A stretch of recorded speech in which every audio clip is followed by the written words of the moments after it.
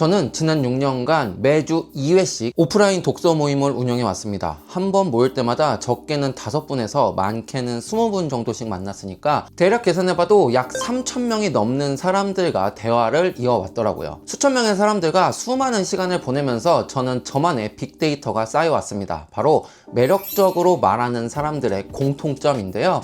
오늘은 제가 6년간 몸으로 부딪히면서 알아낸 매력적인 말하기 특징 3가지에 대해서 이야기를 한번 해보겠습니다. 안녕하세요. 저는 북커뮤니케이터 검은색달이고요. 여러분은 지금 채널 북잉을 시청하고 계십니다. 첫 번째이자 가장 중요한 특징인데요. 바로 시선 처리입니다.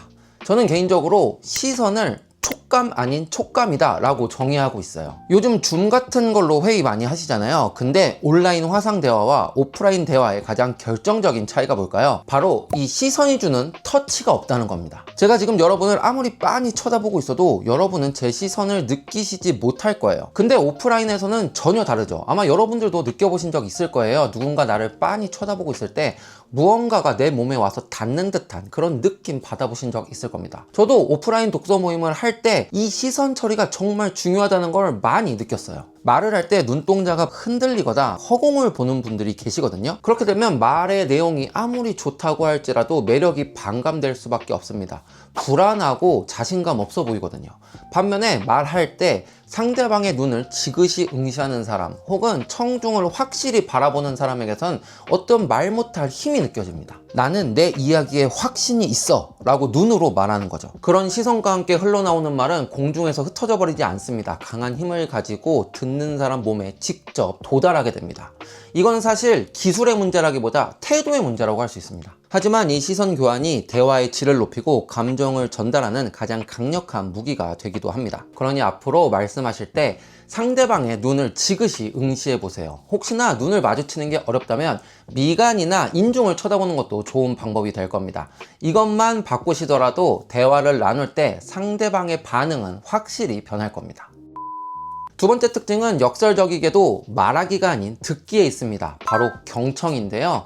경청이 중요한 이유는 더 좋은 말하기의 시작점이 된다는 겁니다. 대화는 혼자 하는 게 아니잖아요. 당연히 핑퐁이 되어야 하죠. 상대방 말의 맥락과 의미를 파악하면서 경청하는 사람들은 그 깊이만큼 무게감 있는 말을 던질 수 있습니다.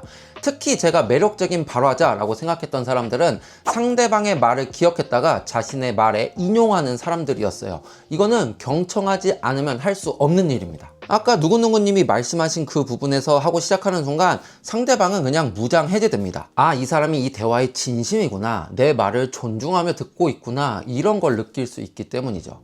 그리고 또 하나, 이 사람이 경청하고 있는지 안 하는지 가장 티가 나는 순간이 있는데요. 그건 바로 질문할 때입니다. 멍 때리거나 딴 생각하던 사람들은 절대로 좋은 질문을 할 수 없습니다. 왜냐하면 알지 못하기 때문에 질문도 할 수 없는 거예요. 훌륭한 질문은 때로 수백 마디 대답보다 훨씬 더 큰 가치를 가지게 됩니다. 그리고 그런 질문은 바로 경청에서 시작되죠. 내가 말한 내용에 빈틈을 메꿔주거나 내가 숨긴 의도를 정확하게 캐치해서 질문하는 사람들, 그리고 그런 사람들과 대화할 때 받는 느낌, 그 느낌을 전달할 수 있는 사람들이 바로 매력적인 화자라고 할 수 있겠습니다. 세 번째 특징은 짧은 문장입니다. 이건 제가 글쓰기를 할 때나 책 리뷰를 할 때도 느끼는 건데 말하기를 할 때도 똑같았습니다. 이야기가 길어지다 보면은 당연히 이야기의 리듬이 루즈해지면서 듣는 사람도 지루해하기 시작합니다. 그리고 메시지가 명확하지 않고 흐려지기 때문에 전달력도 떨어지죠. 쉽게 말해서 정리가 안 된 말하기처럼 들립니다. 매력적인 화자는 단문으로 승부합니다. 단문은 말의 리듬감을 살려서 상대방을 지루하지 않게 할 수 있죠. 그리고 또 하나, 짧은 문장 말하기는 생각이 정리되어 있다라는 느낌을 줍니다. 우리가 익히 알고 있는 일, 아니면 여러 번 경험한 일을 이야기할 때 생각해 보세요. 말이 길어지지 않습니다. 핵심만 딱딱 요약해서 상대방한테 전달할 수 있죠. 하지만 반대로 내가 잘 모르는 일이라고 하면은 말이 길어지고 중언부언하게 됩니다. 이렇게 되면 상대방에게는 아, 저 사람은 정리되어 있지 않은 말을 하는구나 라는 이미지를 주게 되는 겁니다. 그렇기 때문에 짧은 문장으로 말하게 된다면은 상대방에게 아, 저 사람은 확실히 알고 있구나, 저 사람은 머릿속이 정리되어 있구나 라는 신뢰감을 주게 됩니다. 그리고 이 신뢰감이 바로 매력의 원천이 되는 거죠. 매력적인 화자가 되고 싶다면 문장을 줄이고 접속사를 자제하세요. 그렇게 하면 훨씬 더 프로페셔널해 보일 겁니다.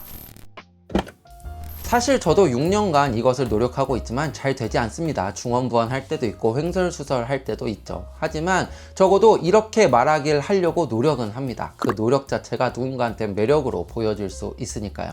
여러분들이 생각하는 말 잘하는 사람, 매력적으로 말하는 사람의 특징은 무엇인가요? 댓글로 적어주시면 경청하러 가보도록 하겠습니다.